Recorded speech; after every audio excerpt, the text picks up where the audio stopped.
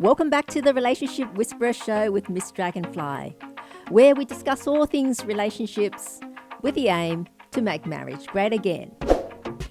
Now, for those that are not familiar or new to the show, I am a relationship expert, and besides that, I am also an astrologer. And because that they do relationships and astrology do interrelate and go hand in hand, I do cover both in the show. So the usual format is I do a reading on someone and then go on to discuss relationship issues. Now today we have a reading on someone who is arguably a very, very influential across not only just locally or internationally, but I'll just say even worldwide. And that is Elon Musk. Now, unless you've been living under a rock, Elon Musk is arguably the most famous person in the world, and almost everyone has heard of him at least, if they don't know what exactly that he does. Well, he is known as the world's richest person and man. However, I think he might have just lost that title recently to Jeff Bezos. I mean, they keep seesawing. I mean, one person's wealth is higher than the other, and it's mostly due to stock market fluctuations. I mean, what's the value of this person's shares today versus the other person's shares another day? It's kind of like in tennis or something. The ranking of world number one keeps changing from one person or another due to how many games and wins they've played and how many points, I guess, on the tour they've earned. So, and I guess if people don't know, he's lost that title of the world's richest man. It's not surprising. Well, he's rich enough anyway. So it's either officially the top richest or the second richest. Doesn't really matter. I guess it's just to him, it's ego bragging rights. But okay, Elon Musk.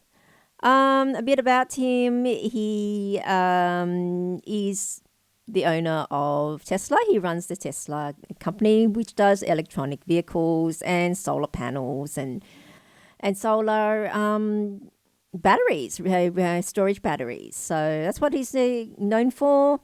Quite recently, I think about 2 years ago, he then decided to buy Twitter, which he has now renamed to be X. I don't know why. I think people still think of it as Twitter and not X. Can you send me a tweet?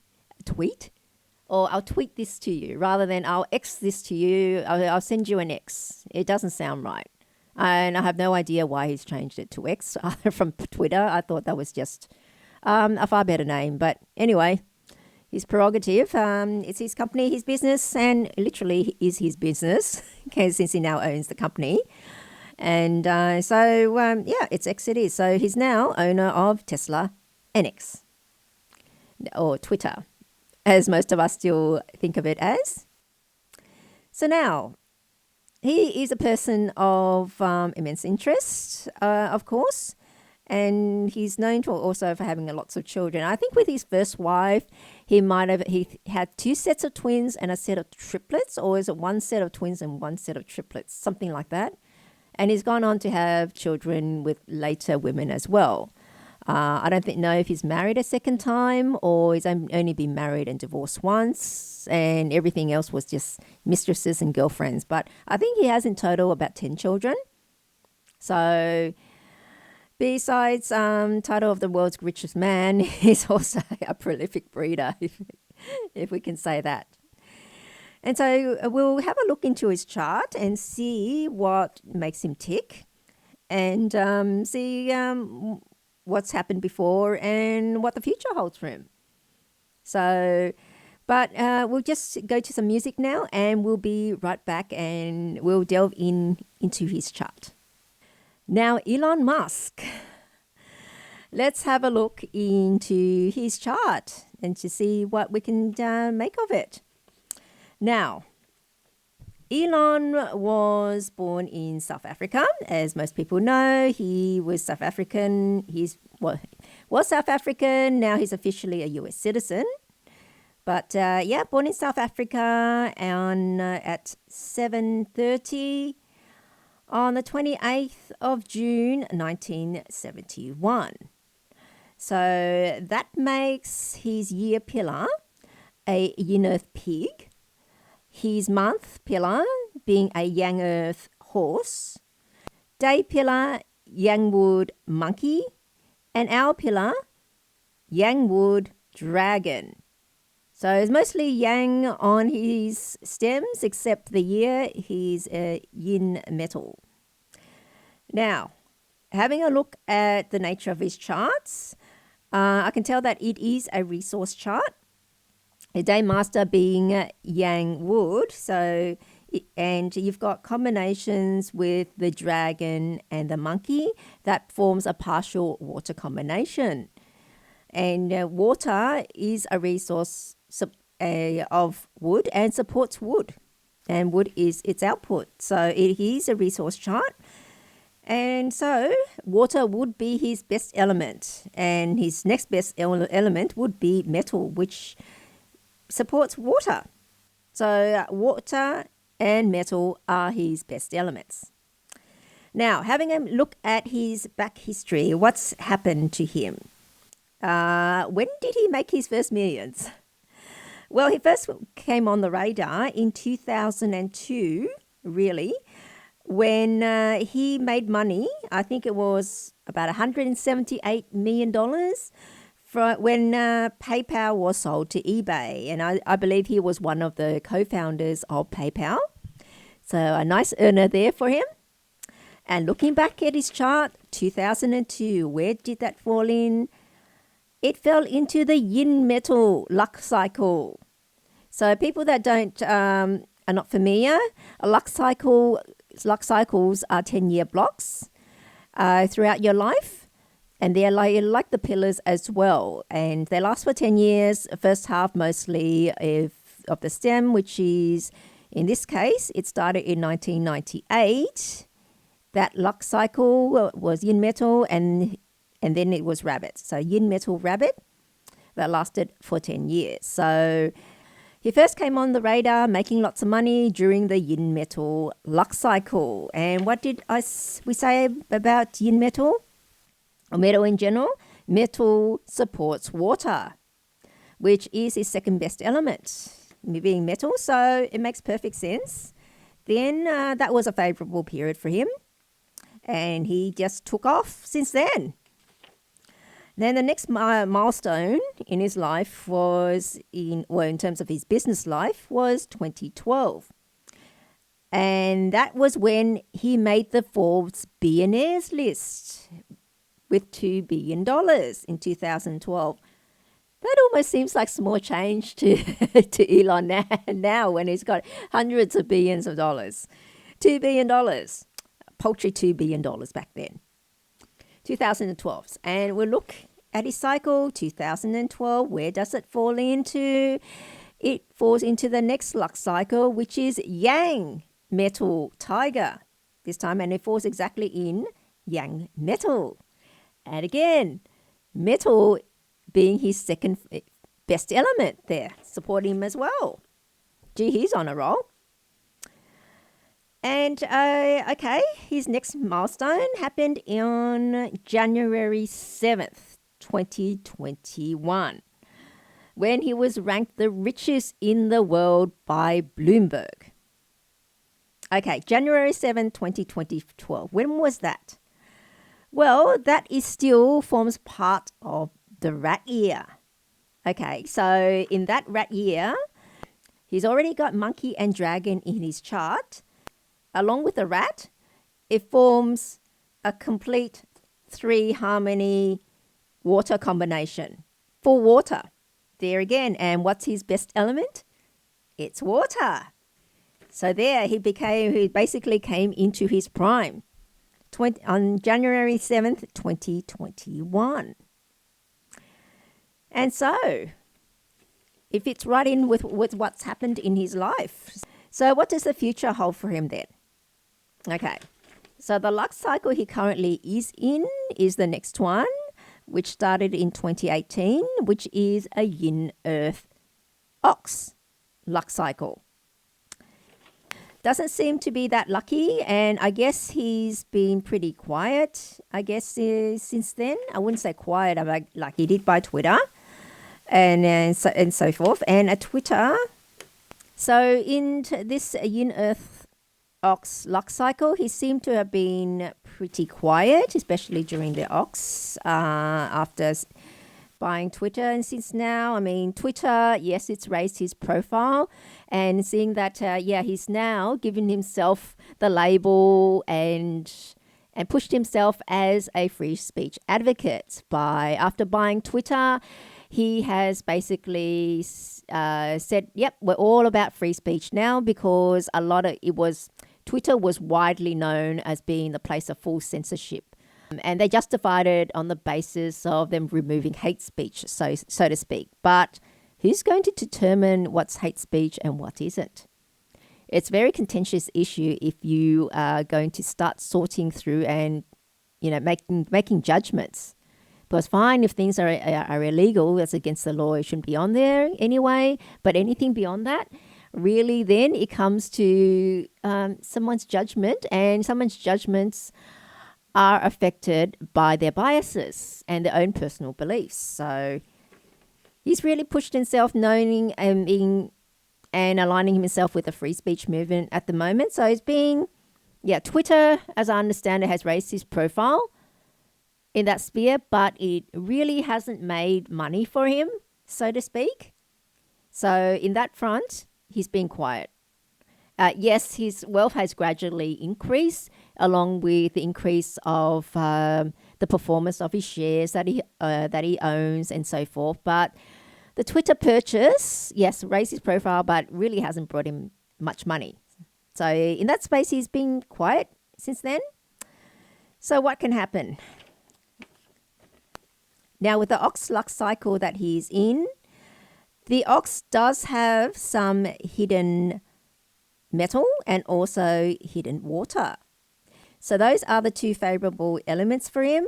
And I guess because of that, he has stepped up and made a move, I guess, increase his profile with Twitter, but it hasn't been a substantial in terms of adding to his wealth or making the leaps that he has in previous luck cycles, like, making it first millions of dollars and being ranked as a billionaire and the world's richest man and so forth. So now, with the hidden elements of metal and water, it has supported him in raising his profile more with the purchase of Twitter, but not as grand as what the full luck cycles of the elements, the waters and the metals have done for him. So that's this cycle. Now the next luck cycle would come in 2028 for him, and that is the Yang Earth Rat. Now, a rat is pure water. And again, like I said, in the rat year, it will have the same effect for him. It'll combine with his dragon and his monkey and would form a full 3-harmony combination that produces water. So it's a full water combination, and that is good for his chart. So he should start taking off again once that rat luck cycle comes around. On the flip side, though, the rat does clash with his horse. So it may be good for money, but it could be bad for creativity and reputation and then that sort of thing. So, yep, it would be good for money and power, but bad for creativity and perhaps reputation. I guess maybe the mantle and the reputation that he has pushed for himself in being a free speech advocate, maybe that comes undone at that time and he loses the respect. People may see him no longer as being an advocate for free speech, or they might come out that he was a fake advocate for free speech all along. In terms of bad for creativity, maybe at that time that won't be coming up with any new ideas. I mean, I think it's probably it. Keep doing what he's doing. I mean, he's done SpaceX and that sort of thing. That was a new thing. Not many people did before. And I guess he when he did it then. That was, you can say that was creative. So that's what we have for Elon. I mean, he is someone that's done extremely well for himself. And the luck cycles that have supported him did yield results for him, did yield very good results for him. And so what we can say that, he'll pretty much stay the same until his next luck cycle, and then he should take off again when the rat comes around again. Lots more money and power. But as for things like reputation, maybe and creativity, reputation most likely take a dent. Maybe loses a lot of respect from people that then would see him as a fake advocate for free speech. He wasn't a real advocate then, so that's where he could lose it. And creativity, maybe he's run out of more ideas for new businesses and so forth, and would then just be taking over existing businesses and things like that, and just building those up, or just continuing with what he's doing at the moment. And he's in his 50s, I guess, and he'll be working, I think, 100 hours a day, days. And to a lot of people, you think, well, with that much money, and I actually saw a calculator that was trying to work out how long it would take to spend his money. And on the basis, if you spent $1 million a day, it was going to take you 637 years or something like that to finish spending that money. So how many lifetimes is that? You can probably just finish everything, sell off everything and sail into the sunset with no more worry in the world. But keeps on going. Now from Elon Musk's chart, we can see which times that were good for him and which were not. And they're all aligned with the achievements and the milestones that he had for himself in business and personally. Businessmen like Elon Musk and anyone doing business, these readings would be very important. Why?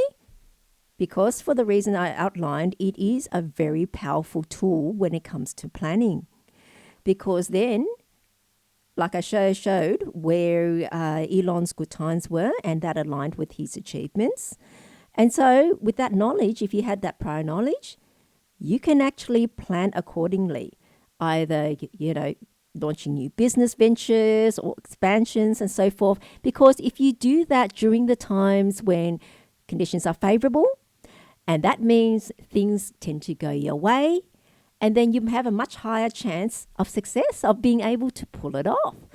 Because yes, starting a new business is scary. You don't know what the risks are, and there's lots of risks and lots of things you need to consider, and you don't know whether or not it's going to be a success.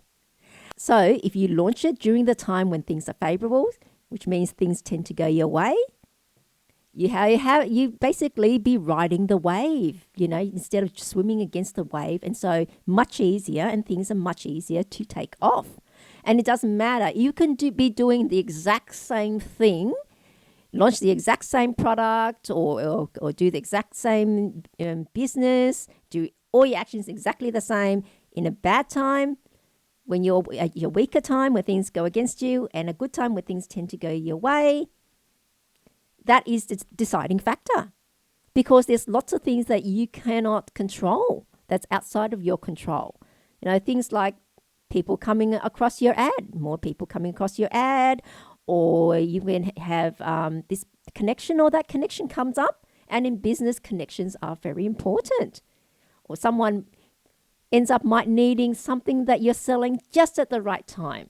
And you've received those calls for purchases, those calls for these big orders and so forth. And that would really elevate you and lift you up. And especially, even expanding business, whether or not it's a good idea. Lots of businesses fold. You hear of them folding, and normally the reasons given is that they expanded far too quickly, or they had staffing issues or management issues that caused the expansion to fail. So, but if you knew beforehand when there were good times would be more favorable to you, when things tend to go your way, that's when you should do it. And it's not just businessmen as well. I mean, even if you're a career person climbing the corporate ladder, you would know when it is a favorable time to ask for that raise or really go for that promotion. You know, during your favorable times, someone that's been occupying the position that you've been eyeing for a while, they could leave. They could suddenly resign, you know, or they might be poached by another company, and then that position's vacant. Who's next to step in? You are. Or changes in management, or the company gets sold.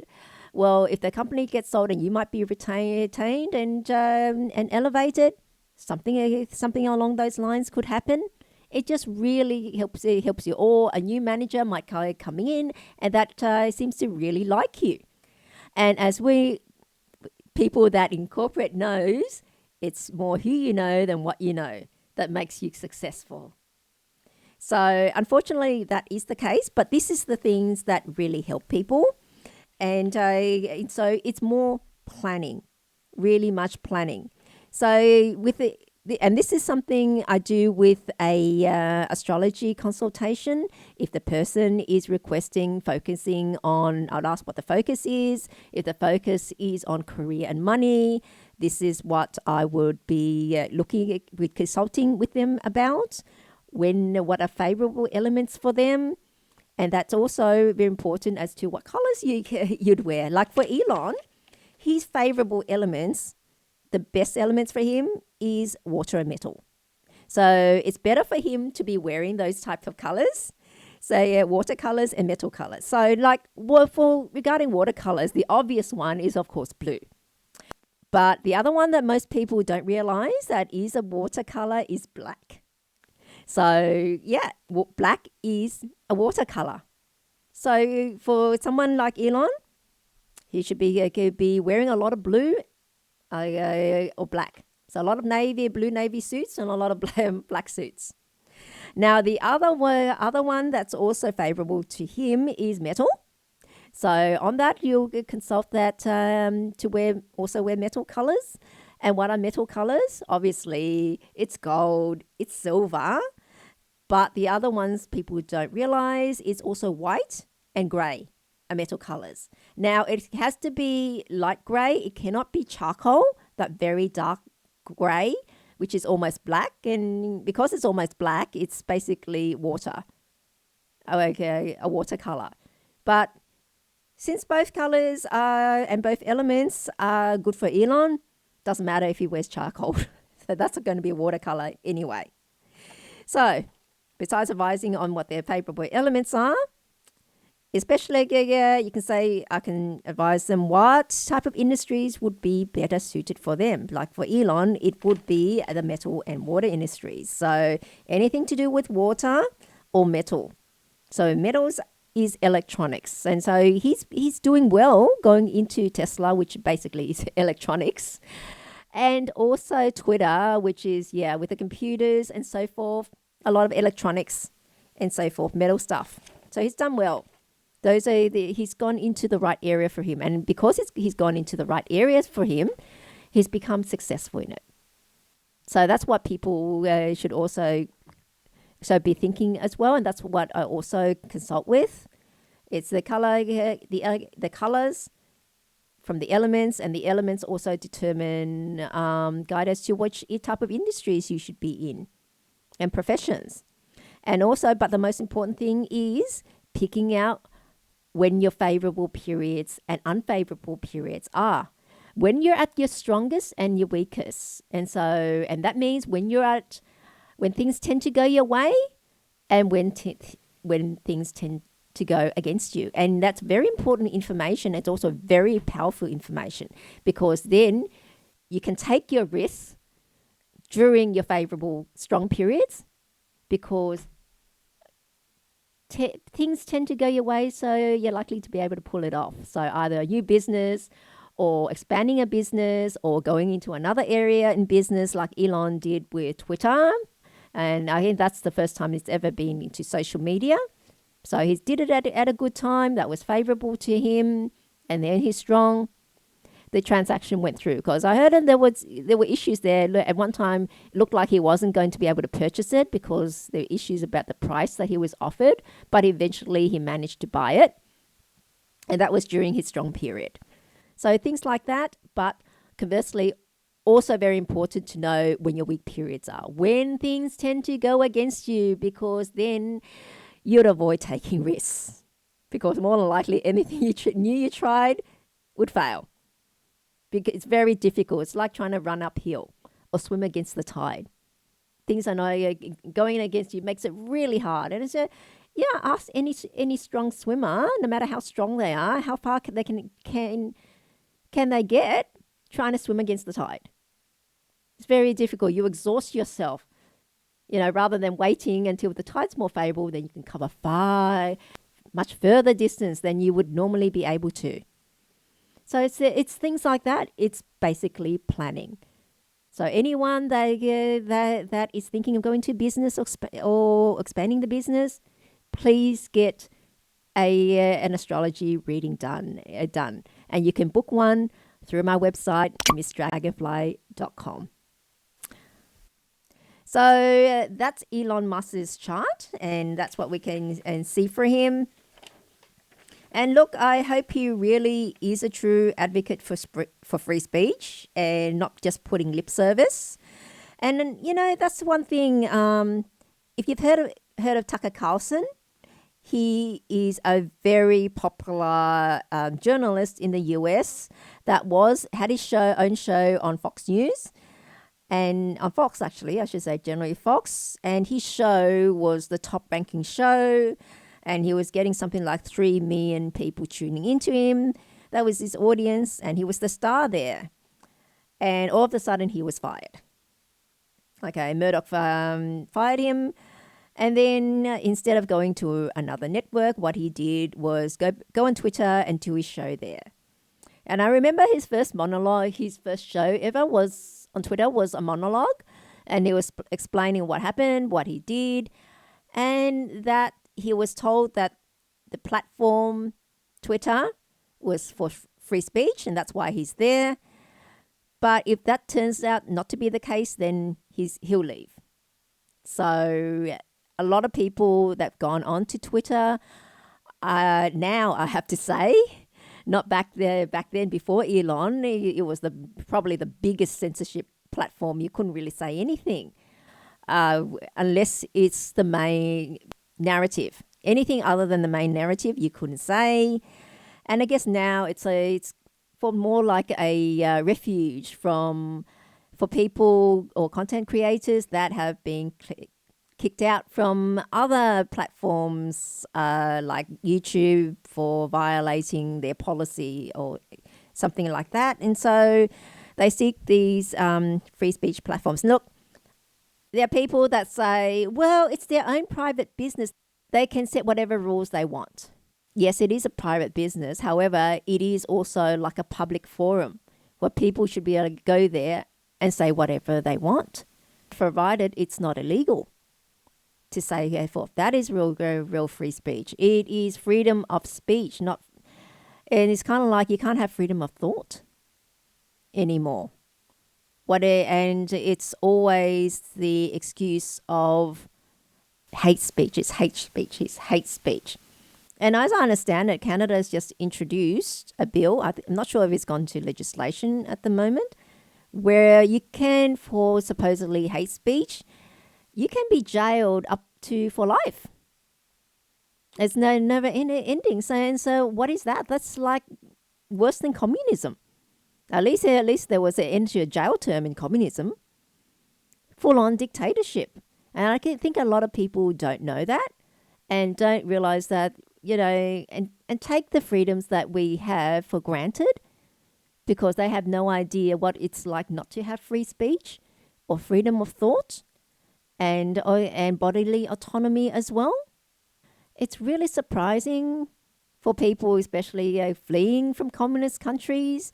They come to the West seeing that there's freedom, and then find that, well, so many of the people in the West want to become communists. Well, like the communist system, and try to advocate what's for it, and how good it is. And I'm thinking, you have absolutely no idea. What you have is the full belly syndrome. Now, what's a full belly syndrome?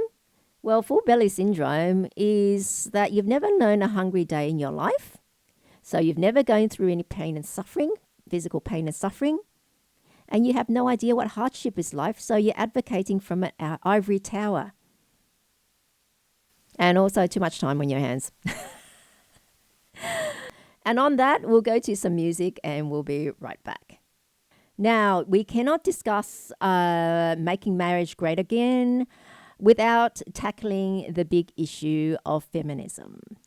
Yes, you can probably say that feminism is the enemy of traditional marriage and traditional nuclear family, rather. Though I know feminists would say they're not against marriage, so to speak, but women can do so much better than just being at home, cook, clean, raising kids. Okay, she can have the power, she can have her own career, and so forth and so forth. Which is fine if they're advocating for choice. However, it doesn't seem like that they really want choice.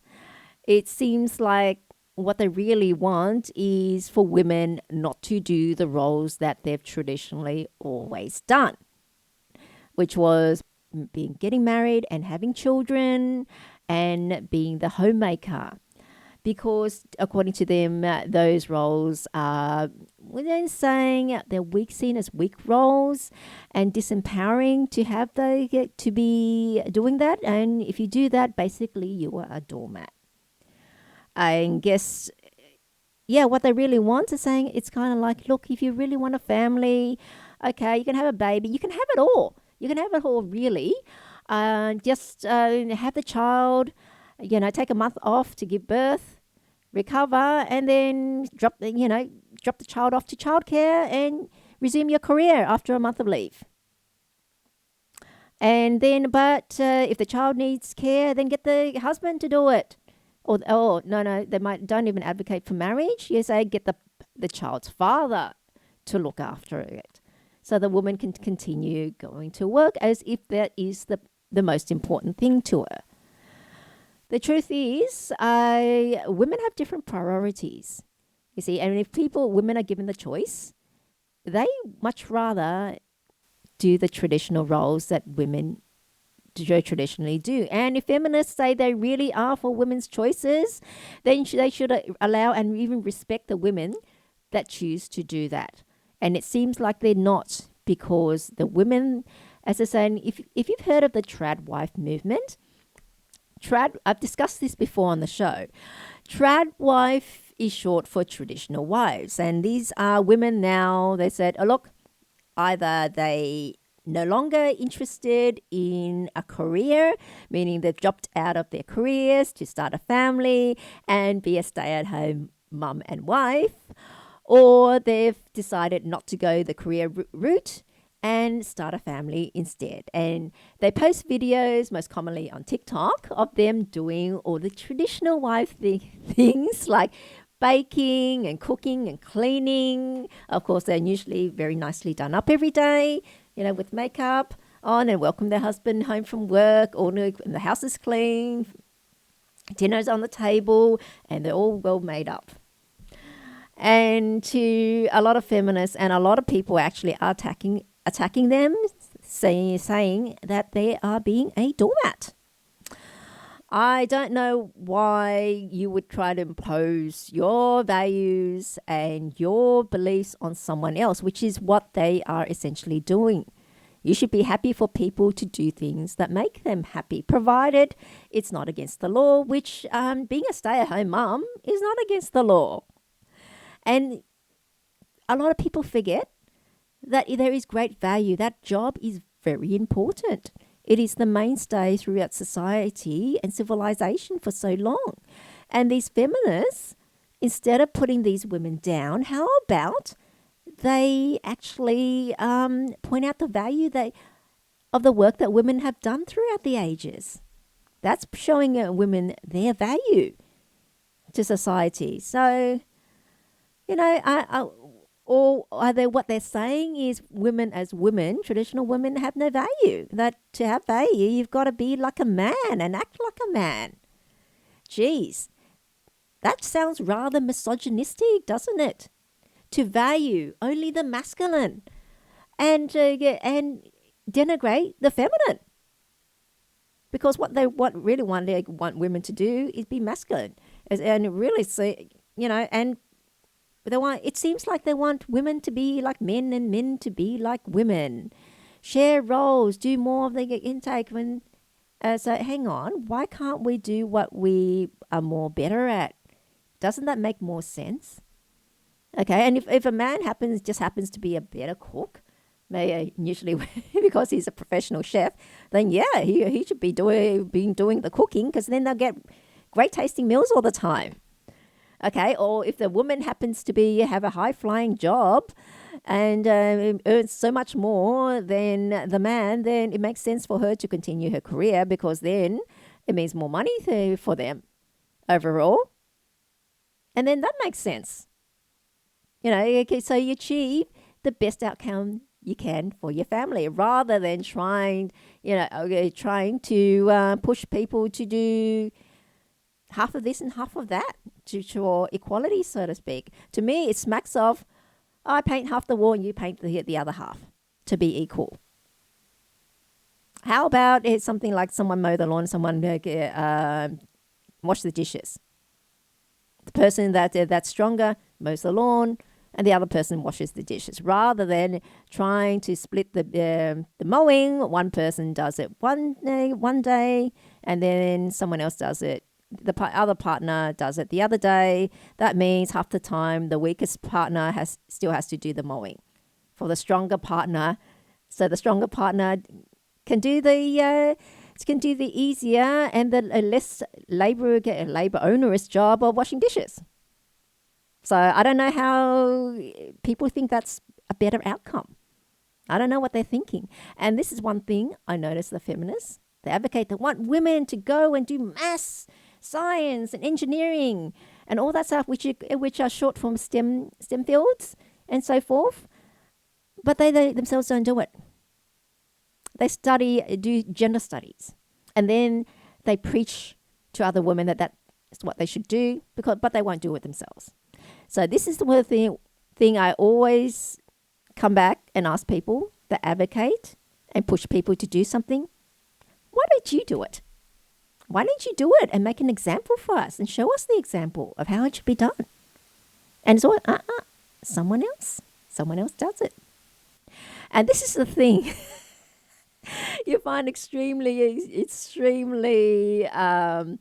laughable when you have these feminist women and they go on dates and then they expect the men to pay for it.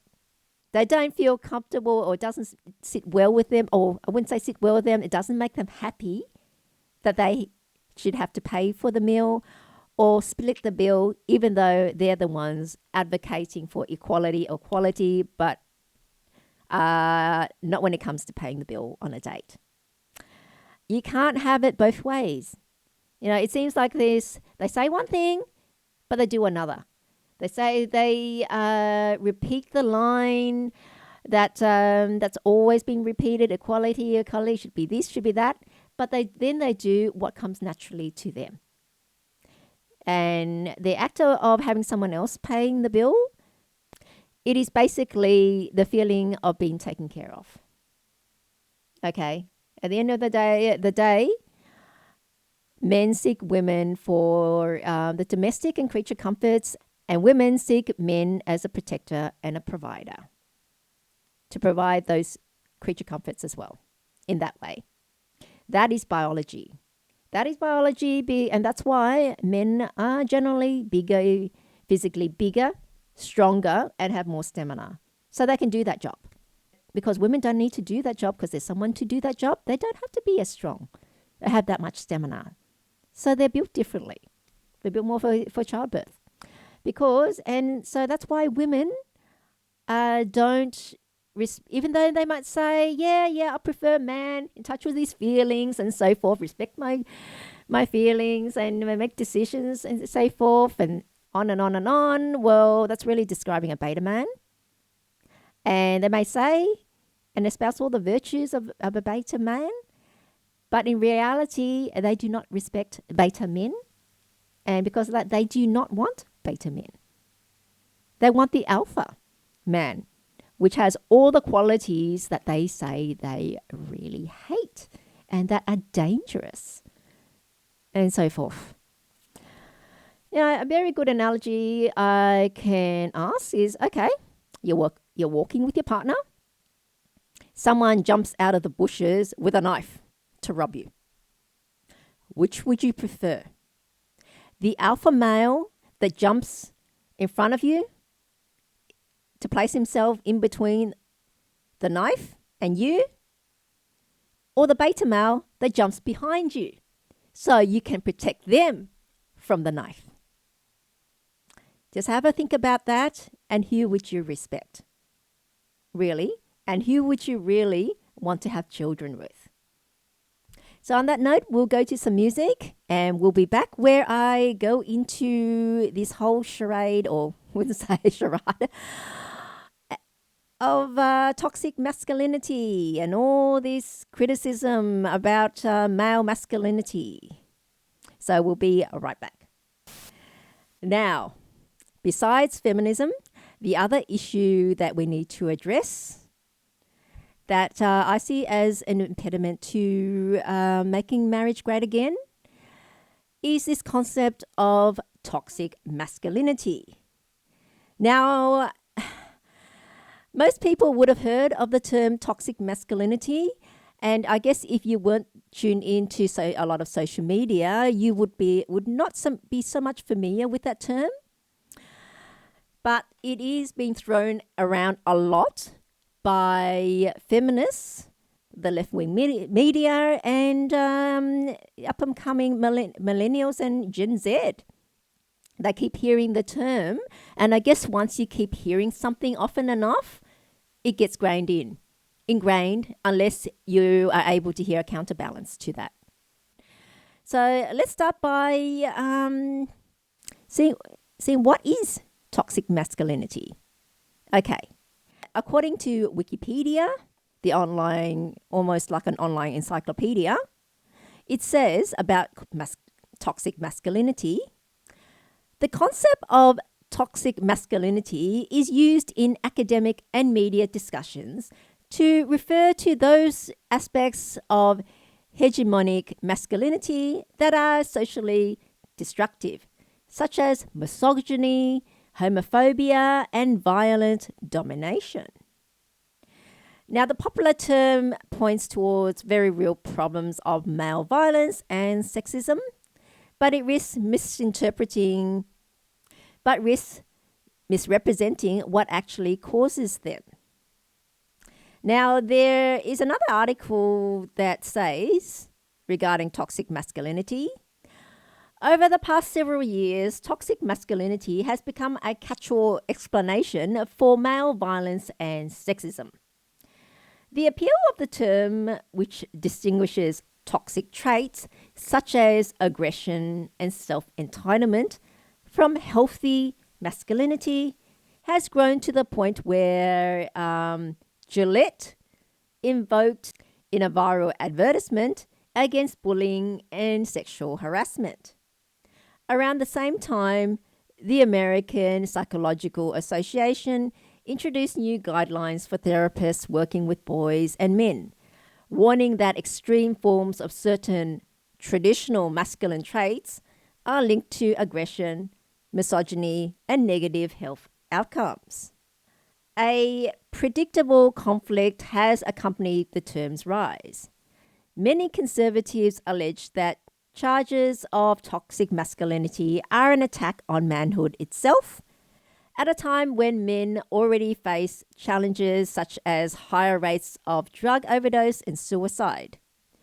Many progressives, meanwhile, contend that detoxification of masculinity is an essential pathway to gender equality. Amid this heated discourse, newspaper and magazine articles have blamed toxic masculinity for rape, murder, mass shootings, gang violence, online trolling, climate change, Brexit, and the election of Donald Trump. Gee, that one's new to me. But probably not all that surprising, seeing that this has all come from the left-wing media and advocates. Look, so what they're really saying, this term toxic masculinity, they're not distinguishing really healthy masculinity from what's toxic. And it seems to be any form of masculinity is regarded as bad. I'm saying, come on, it's like the feeling that men are being feminized. They want women to be men and men to be women. So if you're going to say masculinity is bad in itself, why do you want women to have that? To be more masculine, to have more of these masculine traits, and men to become feminized. Well, they might say because too much testosterone is not good, they should be more females. And I probably guess why they're supporting so many male to female transitions. And so many of them, because, I can say probably can partially be due to this push for men to become more feminized. Is that it?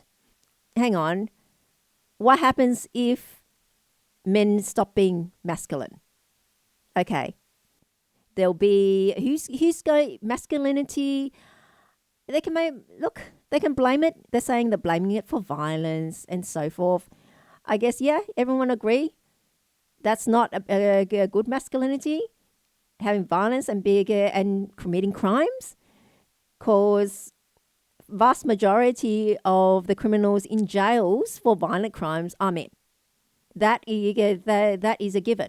However, on the flip side, you need masculinity. Masculinity is also there as protection. Why do we need protection? A lot of it saying, why do we need protection if we did not have masculinity? If it wasn't there, wouldn't we all just get along and then there'd be no fights? Well, life, I wouldn't say the world, but I'd say life doesn't work that way. Okay, it's just like what happened in the US when they started defunding the police. The police were there for protection, and they were out and about and blaming police were brutal and aggressive and they're bad, so let's get rid of them. And then what happened? Crime has automatically risen, because the cops were not there. They were saying defunded. They weren't given, their funding was taken away. They didn't have as many resources. And so what's happened now? Crime has absolutely risen. And I recently heard, I'm not sure which city it was. I'm not sure if it was New York or somewhere. Don't quote me on that. It was one of the more left-wing leaning cities that did defund the police, have policies towards that, where now, because the cops are so understaffed, they're saying that they won't respond to any calls, any non-emergency calls, and emergency is when the crime is in progress.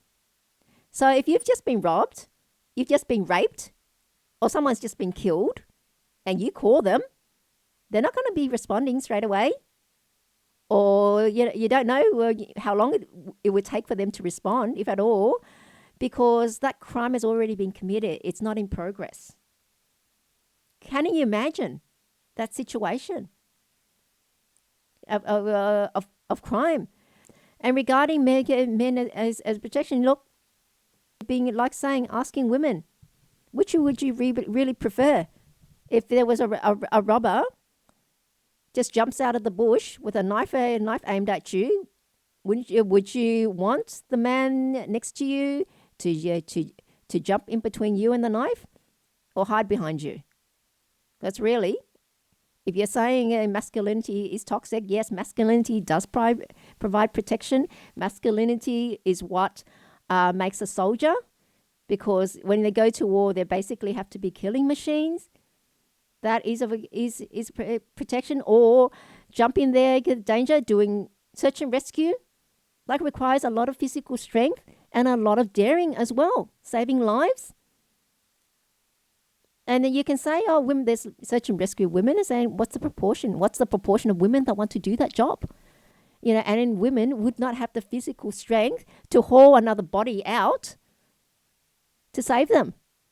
Some very few women might. You can say they're almost freaks of nature, but by and large, the average woman does not have the strength to do that. And in starting firefighters as well, this is a big thing. They're contending that we have women firefighters as well and so forth, and they demand to get paid the same, but there is a risk as well. I mean, in a burning building, sometimes when your firefighters go in and have to rescue someone, they've got to sometimes put the other person, grab the other person, put it on their shoulder and carry them out. The average woman cannot do that. So what will happen in that instance? She'll have to wait around and try to find some man to go in for her. And what if he's a beta male? Would you think he would likely want to go in and risk his life to save someone else's?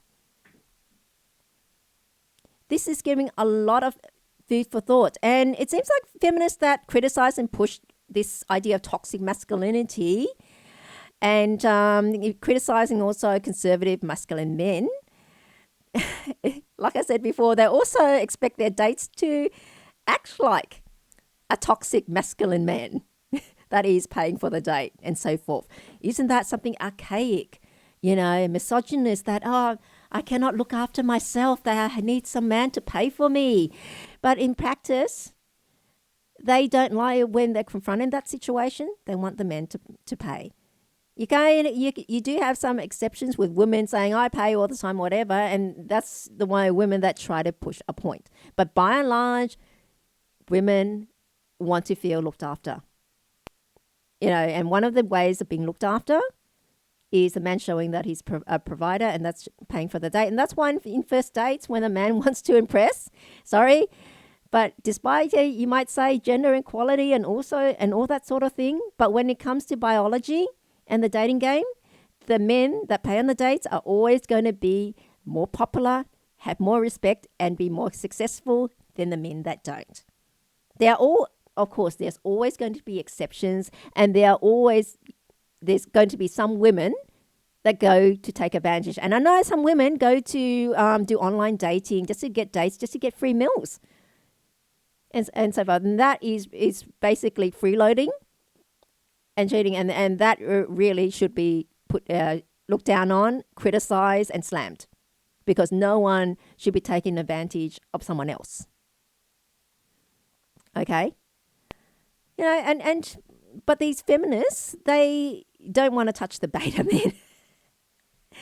Okay, always it's a case of biology overriding ideology. Say one thing, but do something else. You know, just like those feminists that push women to do STEM jobs, science, technology, engineering, mathematics, and trade jobs, but won't do it themselves. Now, someone else can do it. I'm here to advocate for you to do it. Your right to do it. But no, I won't do it. I already got a job. I teach gender studies or so forth. Seems to me that they are hypocrites. So you can leave your comments on the Facebook page where I post regarding today, and let me know what you think. And on that, we'll go to some music and we'll be right back. Now, wokeism. If you've been in social media sphere, you've heard of the name woke a lot of the time. Now, what is wokeism or woke? Woke is basically being very leftist, I guess. And the new flavor of the month, I guess, is about, hammering on about toxic masculinity and so forth. And the other thing is so much on transgenderism at the moment. It's gone beyond, gay rights, equal opportunities, and so forth into this wokeism. And previously, I just spoke about toxic masculinity, and it's unfortunate that men are really being attacked and so forth for being their natural selves. And particularly at the moment, especially if you're a white male, you're basically at the bottom of the pecking order in terms of the social sphere. However, if they do become a transgender, then they automatically get elevated to the top of the pecking order. And this is something that's really been pushed and pushed, whereas they only make up really a very small percentage of the population as it is. If you look at the census, however, that is rapidly increasing, and I think it's just because it's become more popular, not just socially accepted, but far more popular. And with wokeism have come the corporates, the corporates and companies jumping on the bandwagon as well. Like I previously talked about Gillette and their ad regarding criticizing toxic masculinity. This is a few years ago when Gillette released an ad. Look, if anyone can remember, their classic ad was featuring men doing all sorts of things, going about their everyday lives, achieving things with their shavers and saying the best a man can get is Gillette. And then this ad they released before was criticizing men for being sexual predators and this and that. They're saying, is this the best a man can get?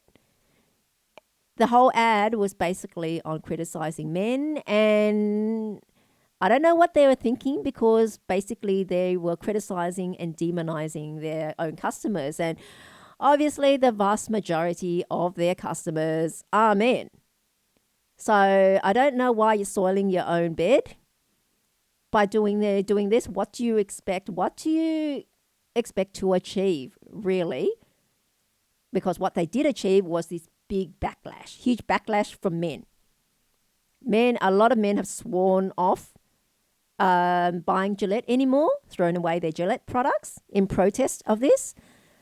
And after that, there was no apology from Gillette, nothing at all. And it seems to have just been stilled like that. I guess they hoped that the furor would just die down. And I think eventually it did die down. But I've heard a lot of men have been so angry with that, they have boycotted Gillette ever since that time. So Gillette, their stock price went down a lot when that happened. I'm not sure if they've gone back up again, but I think their brand has now been tarnished. It's very hard, especially since they've never apologized for that ad, because it left a very sour taste in a lot of men's mouths, and I don't blame them. Why would you support a company and continue to buy their products if they're the one that's been demonizing you? Come on, I thought corporates really are supposed to be advertising about how great their product is to try to get customers to like it and buy more of it. Which leads to another issue. Anyone heard of Bud Light? Yes, Bud Light. I think it was last year that they got in a new marketing person. I think it was Anisha Heinerstein. I think that was her name, some Harvard graduate. And there was a video of her was saying that, she's brought in to elevate the brand because it's, as she said, had this fratty, out of touch humor and so forth. And they wanted to get away from that. And if they don't elevate the brand to bring in more younger drinkers and women, then the brand would fade into oblivion. So that's her mandate to fix it, so to speak. And boy, instead of fixing it, she ended up doing the complete opposite.